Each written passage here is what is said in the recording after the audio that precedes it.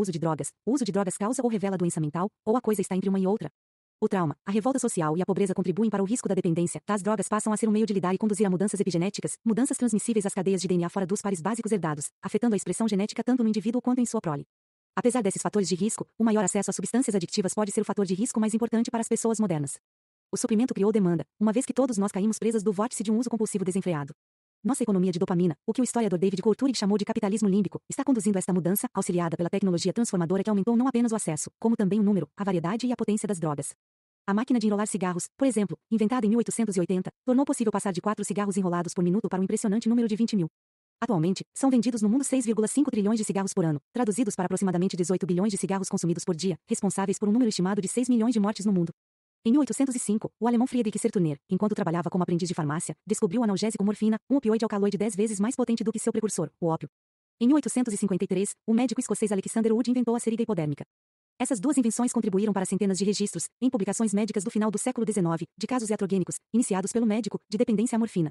Numa tentativa de encontrar um analgésico opioide menos adictivo em substituição à morfina, os químicos vieram com um composto totalmente novo, a que denominaram peroína, de heróis, palavra alemã para corajoso. A heroína revelou-se de 2 a 5 vezes mais potente do que a morfina e abriu caminho para a narcomania do início dos anos 1900. Hoje em dia, os potentes opioides de categoria farmacêutica, tais como a oxicodona, a hidrocodona e a hidromorfona estão disponíveis em todas as formas imagináveis, pílulas, injeções, adesivos, spray nasal. Em 2014, um paciente de meia idade veio ao meu consultório chupando um pirulito de fentanil vermelho vivo. O fentanil, um opioide sintético, é de 50 a 100 vezes mais potente do que a morfina. Além dos opioides, hoje muitas outras drogas são também mais potentes do que no passado. Os cigarros eletrônicos, chiques, discretos, sem cheiro, com sistemas de disponibilização de nicotina recarregável, leva taxas mais altas de nicotina no sangue em períodos mais curtos de consumo do que os cigarros tradicionais. Eles também vêm em inúmeros sabores destinados a atrair adolescentes. A maconha de hoje é de 5 a 10 vezes mais potente do que a da década de 1960 e é encontrada em biscoitos, bolos, brownies, boombears, pop-tarts asterisco, pastilhas, óleos aromáticos, tinturas, chás, a lista é infinita. Em todo o mundo a comida é manipulada por técnicos. Após a Primeira Guerra Mundial, a automação das linhas de produção de salgadinhos e frituras levou à criação das batatas fritas embaladas. Em 2014, os estadunidenses consumiram 51 quilos de batatas por pessoa, sendo 15 quilos de batatas frescas e os 36 quilos restantes de batatas processadas. Quantidades imensas de açúcar, sal e gordura são acrescidas a grande parte dos alimentos que comemos, bem como milhares de sabores artificiais são incluídos para satisfazer nosso apetite moderno por coisas como sorvete de rabanada e bisque tailandesa de cocô e tomate.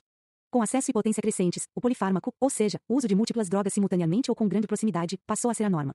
Meu paciente Max achou mais fácil me mostrar um cronograma do seu uso de drogas do que explicá-lo para mim. Como se pode ver na ilustração a seguir, ele começou aos 17 anos com álcool, cigarros e maconha, Maria Joana. Aos 18, cheirava cocaína. Aos 19, mudou para oxicodona e alprazolam.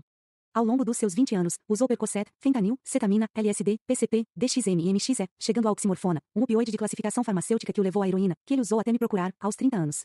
No total, ele passou por 14 drogas diferentes em pouco mais de uma década. Linha do tempo do uso de drogas. O mundo de hoje oferece um vasto complemento de drogas digitais que antes não existiam, ou, se existiam, agora estão acessíveis em plataformas que aumentaram exponencialmente sua potência e disponibilidade. Isso inclui pornografia online, jogos de azar e videogames, só para citar alguns. Além disso, a própria tecnologia é adictiva, com suas luzes pulsantes, seu estardalhaço musical, seu conteúdo ilimitado e a promessa, com uma participação contínua, de recompensas cada vez maiores. Minha própria progressão, de um romance açucarado de um vampiro relativamente domesticado para o que equivale à pornografia socialmente sancionada para mulheres, pode ser atribuída ao advento do leitor eletrônico. O ato de consumo por si só se tornou uma droga. Meu paciente Xi, um imigrante vietnamita, viu-se fisgado no ciclo de busca e compra de produtos online. Para ele, a euforia começava com a decisão do que comprar, continuava com a antecipação da entrega e culminava no momento em que ele abria o pacote. Infelizmente, a euforia não durava muito além do tempo que ele levava para arrancar a fita adesiva da Amazon e ver o que havia dentro. Seus cômodos estavam cheios de bens de consumo baratos e ele devia dezenas de milhares de dólares. Mesmo assim, não conseguia parar. Para manter o ciclo funcionando, passou a encomendar produtos ainda mais baratos, chaveiros, canecas, óculos escuros de plástico, devolvendo-os imediatamente após a entrega. A internet e o contágio social. Jacob decidiu não dar um fim à sua vida naquele dia, no hotel. Justamente na semana seguinte, sua esposa recebeu o diagnóstico de câncer cerebral. Eles voltaram à sua terra natal, e ele passou os 3 anos seguintes cuidando dela até ela morrer. Em 2001, aos 49 anos, ele se reaproximou da sua namorada dos tempos de escola e eles se casaram. Eu contara a ela antes de a gente se casar sobre meu problema. Mas talvez eu tenha minimizado quando contar para ela. Jacob e sua nova esposa compraram uma casa juntos, em Seattle. Jacob viajava para trabalhar como cientista no Vale do Silício. Quanto mais tempo ele passava longe da esposa, mais retomava seus velhos padrões de pornografia e masturbação compulsiva. Eu nunca vejo pornografia quando estamos juntos, mas quando estou no Vale do Silício ou viajando, e ela não está comigo, aí eu vejo. Jacob fez uma pausa. Para ele, era claramente difícil abordar o assunto a seguir. Às vezes, quando mexo com eletricidade, no meu trabalho, sinto alguma coisa nas mãos. Fico curioso. Começo a imaginar qual seria a sensação de tocar meu pênis com uma corrente elétrica. Então começo a pesquisar online e descubro toda uma comunidade de pessoas que usa estímulo elétrico. Ligo eletrodos e fios ao meu sistema estéreo. Tento uma corrente alternada, usando a voltagem do sistema estéreo. Então, em vez de um simples fio, conecte eletrodos feitos de algodão embebido em água salgada. Quanto mais alto o volume do estéreo, mais alta a corrente. Com volume baixo, não sinto nada. Com volume mais alto, é doloroso. No meio termo, a sensação pode me levar ao orgasmo. Arregalei os olhos. Não consegui evitar. Mas isto muito perigoso, ele prosseguiu. Percebo que se acontece uma queda de energia, poderia ocorrer uma sobrecarga e eu poderia me machucar. Morreram pessoas fazendo isto.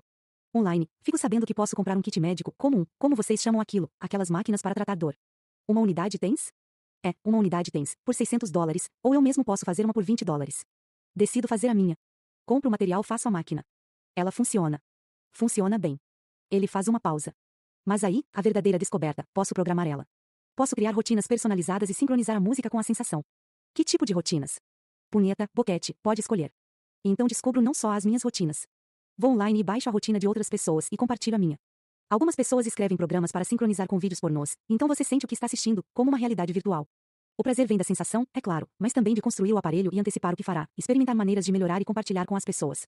Ele sorriu ao se lembrar, pouco antes de o seu rosto despencar, antecipando o que veio depois. Olhando-me atentamente, percebi que ele estava avaliando se eu conseguiria aguentar aquilo. Preparei-me e acenei com a cabeça para que continuasse. A coisa piora. Há salas de bate-papo onde você pode assistir às pessoas se dando prazer, ao vivo. Você assiste de graça, mas tem opção para comprar fichas. Eu dar fichas para boa apresentação. Eu me filmo e coloco online. Só minhas partes íntimas. Nenhuma outra parte minha. No começo é empolgante ter estranhos me olhando. Mas também me sinto culpado de que olhar daria a ideia a outras pessoas, e elas poderiam ficar dependentes. Em 2018, atuei como testemunha médica especializada no caso de um homem que avançou com seu caminhão sobre 2 adolescentes, matando ambos. Ele dirigia sob o efeito de drogas. Como parte daquele processo, passei um tempo conversando com o detetive Vince Duto, investigador criminal-chefe em Placer County, Califórnia, onde houve o julgamento. Curiosa sobre o seu trabalho, perguntei se havia notado alguma mudança de padrões nos últimos 20 anos. Ele me contou sobre o caso trágico de um menino de 6 anos que sodomizava o irmão mais novo, de 4 anos. Em geral, quando recebemos esses chamados, ele disse, é porque algum adulto, com quem a criança tem contato, está abusando sexualmente dela, e então a criança reconstitui isto com outra criança, como seu irmãozinho. Mas fizemos uma investigação completa e não havia evidência de que o irmão mais velho estivesse sofrendo abusos. Seus pais eram divorciados e trabalhavam muito, então as crianças meio que se criavam por conta própria, mas não estava acontecendo nenhum abuso sexual ativo. O que acabou vindo à tona neste caso foi que o irmão mais velho andava assistindo a desenhos animados na internet e se deparou com alguns animes japoneses mostrando todos os tipos de atos sexuais. A criança tinha o próprio iPad, e ninguém vigiava o que o menino andava fazendo. Depois de assistir a um monte desses desenhos, ele decidiu tentar aquilo no irmãozinho. Olha, em mais de 20 anos de trabalho na polícia, nunca tinha visto esse tipo de coisa. A internet estimula um consumo compulsivo desenfreado, não apenas fornecendo maior acesso a drogas velhas e novas, mas também sugerindo comportamentos que, de outro modo, poderiam nunca nos ter ocorrido. Os vídeos não se tornam apenas virais. Eles são literalmente contagiosos, daí o surgimento do meme. Os seres humanos são animais sociais.